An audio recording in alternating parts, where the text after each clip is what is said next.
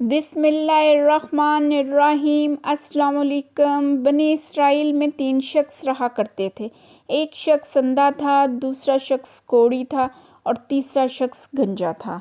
रब ताला ने इन तीनों का इम्तिहान लेना चाहा तो इनके पास एक फ़रिश्ता भेजा।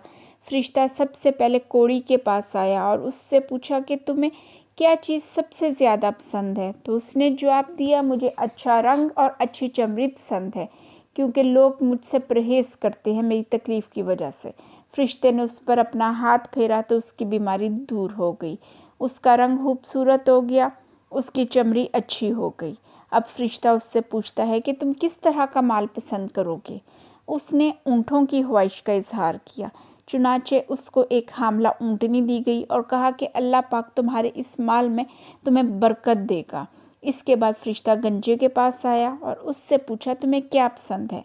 उसने कहा, मुझे उम्दा बाल पसंद हैं और मेरा ये मौजूदा ऐप हमेशा के लिए ख़त्म हो जाए, इसकी वजह से लोग मेरा बहुत मजाक उड़ाते हैं। फ़रिश्ते ने उसके सर पर अपना हाथ फेरा और उसका ऐप जाता रहा, उसके सर पर उम्दा बाल आ गए। अब फ़रिश्ता उस शख्स से पूछता है कि तुम्हें माल कैसा पसंद है। तो वो शख्स जवाब देता है कि मुझे गाय पसंद है। फ़रिश्ते ने उसे एक हामला गाय दे दी और कहा कि अल्लाह इसमें बरकत देगा। ये शख्स अपनी दिल की मुराद पूरी होने पर बहुत खुश हुआ। इसके बाद फ़रिश्ता तीसरे शख्स के पास आता है और फ़रिश्ते ने उससे कहा कि तुम्हें क्या चीज़ पसंद है। उसने कहा कि अल्लाह ताला मुझे मेरी आँखों की रोशनी दे दे ताकि मैं देख सकूं। फ़रिश्ते ने हाथ फेरा और उसकी बीनाई वापस कर दी। तो फ़रिश्ते ने उससे पूछा कि तुम्हें किस तरह का माल पसंद है। तो इस शख्स ने जवाब दिया कि मुझे बकरियां पसंद हैं। तो फ़रिश्ते ने उसको एक हामला बकरी दे दी और कहा कि अल्लाह पाक तुम्हारे माल में बरकत देगा। जब तीनों जानवरों के बच्चे पैदा हुए तो इनके बच्चों से इनकी वादियाँ भर गईं। कोढ़ी के ऊँटों से उसकी वादी भर गई, गंजे की गाय से उसकी वादी और अंधे की बकरियों से उसकी वादी भर गई। अब बनी इसराइल के इन 3 अशख़ास की आज़माइश शुरू हुई। फ़रिश्ता अपनी उसी पहली शक्ल में कोढ़ी के पास आया और कहा कि मैं मस्कीन हूँ, मैं फ़कीर आदमी हूँ, सफ़र का तमाम सामान और असबाब ख़त्म हो चुका है और अल्लाह ताला के सिवाय किसी से हाजत पूरी होने की उम्मीद नहीं है। मैं तुम्हें उसका वास्ता देता हूँ जिसने तुम्हें अच्छा रंग, अच्छी चमड़ी और अच्छा माल अता किया है।